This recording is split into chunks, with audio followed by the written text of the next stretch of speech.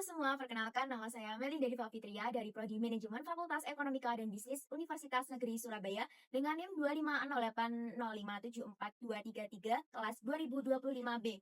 Di sini saya membuat video ini untuk memenuhi tugas ujian semester gasal tahun akademik 2025-2026 dengan dosen pengampu Ibu Nindria Untarini. Tujuan dari pembuatan video kali ini, saya ingin mengimplementasikan konsep-konsep yang telah saya pelajari selama di perkuliahan di praktik nyata, yaitu di usaha daun jeruk itu sendiri yang ada di sekitar lingkungan saya.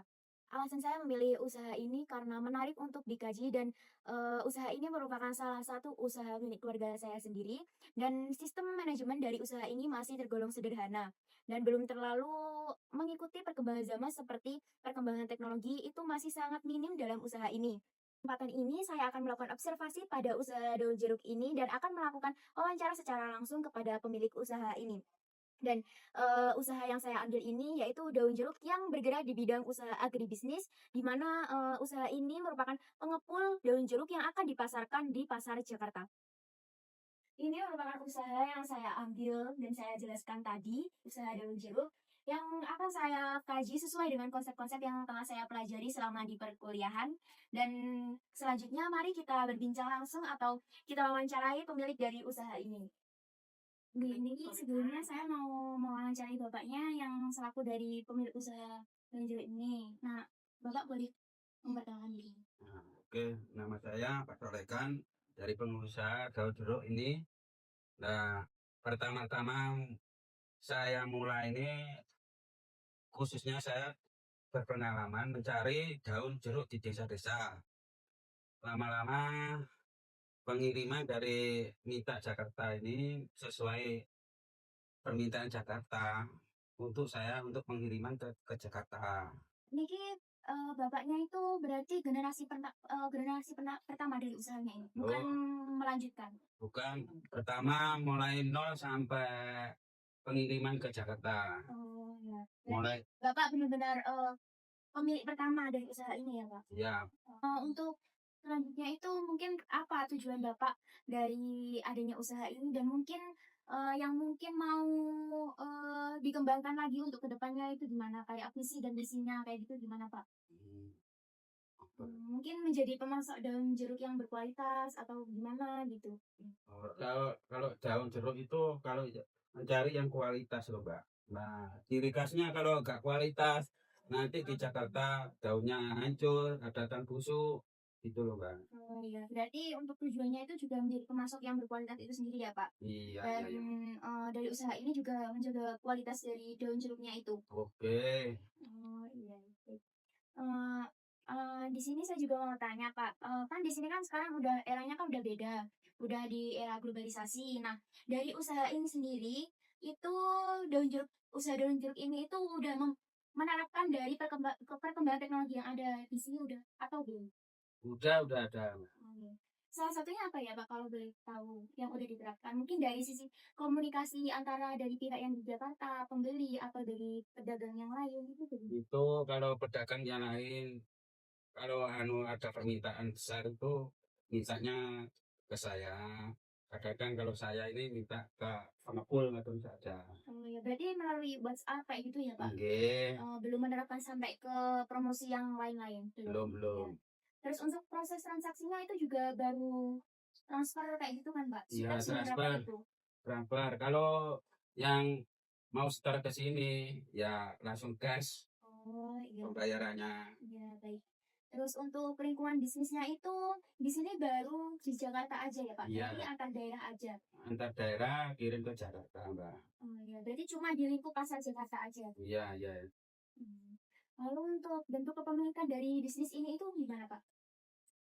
Kalau bentuknya, Iya, bentuk kepemilikan dari usaha ini. Bapak sendiri kan? iya Bapak sendiri. Berarti perorangan ya Pak? Iya. Lalu dengan bentuk usaha yang perorangan seperti ini, kelebihan sama kekurangannya apa Pak biasanya? Biasanya kekurangan itu daun godong jeruknya masih muda, diambil. Kalau yang petani-petani itu nanti kalau dikirim ke Jakarta godongnya daunnya rusak, gosong gitu. Kalau tua segini nanti hasilnya di Jakarta ya Pak bagus. Iya, berarti itu nanti yang rugi yang menanggung juga Bapak sendiri ya? Iya. Ya, yang ruginya nanti kalau besar juga pihaknya ke Bapak sendiri. Lalu untuk kelebihannya itu apa Pak? Mungkin dari segi pengambilan keputusannya itu Bapak hanya mempertimbangkan dengan mungkin pihak keluarga kecil aja, tidak dengan yang lain itu ya Pak? Iya, sendiri saja, Mbak. Dan biayanya juga lebih, Lebih. soalnya juga bentuknya kan perorangan Ya. tadi ya Pak? Ya. Iya, iya. Lalu usaha ini kan juga termasuk UMKM kecil ya Pak Mas yang Kecil, masih. kecil, Mbak. Iya. Lalu proses dari usaha ini tadi gimana Pak? Mulai dari awal mungkin dari pengemasan, pengiriman dan mungkin Ya, yang lain-lain. seperti ini loh, Mbak. Dicari batang-batangnya yang kecil-kecil ini, Mbak. Dibersihkan, nanti kalau sudah bersih, nanti disiram. Nanti kalau waktunya jamnya berangkat, dikemas, lagi dikirim, Mbak. Iya. Lalu pengorganisasian itu seperti memberi tugasnya itu seperti ini ya Pak? Ada pekerja lain yang membantu. Ada pekerja lainnya, Mbak. Iya. Terus pengawasannya itu dari Bapak sendiri ya? Iya, Seperti kualitas daun jeruk dan semuanya itu Bapak sendiri. iya.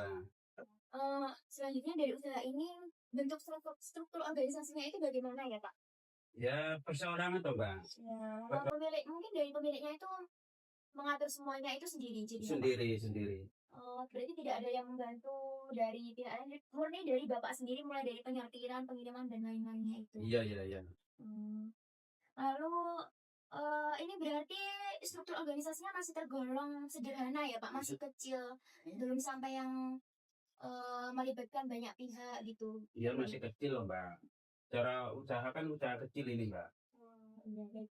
Lalu untuk mungkin dari tata kelola dan budaya organisasinya itu mungkin dari penerapan etika, tanggung jawabnya dari usaha ini itu bagaimana? Gimana, Mbak? Kejujuran, Itu kan kalau dan penimbangan. kejujuran penimbangan kan harus terapkan, Mbak. Iya. Nah, kalau gak jujur gimana caranya? Nah, kalau ditimbang gak jujur, kalau di Jakarta nanti susut. Iya. Berkurang hasilnya. Nanti di sana kan komplain. Iya, jadi bapaknya juga harus bertanggung jawab dari usaha ini. Iya loh, Mbak. Iya, baik. Terus dari proses penyiramannya itu mungkin ada kayak metodenya gitu loh Pak. Kan kalau nyiram nggak yang asal nyiram gitu. Ya diatur, Mbak, kalau penyiramannya, Mbak. Kalau kakak kebanyakan air nanti gosok, Mbak. Busuk daunnya, nanti rusak di Jakarta. Gitu loh, Mbak. Jadi, Kalau penyiraman sedang-sedang saja, nanti daunnya air. Daunnya di sana kan di Jakarta kan lebih baik toh, Mbak, kalau dijual di pasaran itu. iya, kalau nanti disiramnya airnya banyak, terlalu banyak kan juga busuk. Busuk. Kalau kurang juga kering ya. Iya, nanti kalau di Jakarta, kalau daunnya baik, di pasaran kan Banyak. banyak yang pembelinya itu loh, Iya. Mbak. Terus untuk proses itu Pak, packing atau pengemasannya itu di sini pakai karung khusus buat daun jeruk itu sendiri ya Pak? Iya, pakai karung sendiri. Nanti kalau di Jakarta di packing sama plastik kresek nih kalau, Mbak.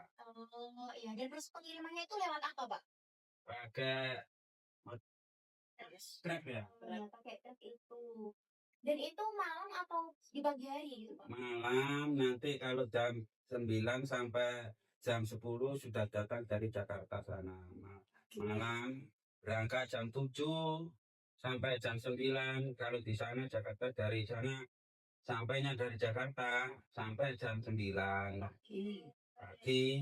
Dan terus pengemasannya itu di karung juga ada metodenya sendiri ya Pak? Nggak boleh terlalu penuh atau terlalu bagaimana? Ya, ukurannya itu minim maksimal itu satu karungnya 30. 30 kilo. Ya, Oh iya. kalau kelebihan nanti daunnya kadang-kadang rusak. Gitu loh, Mbak.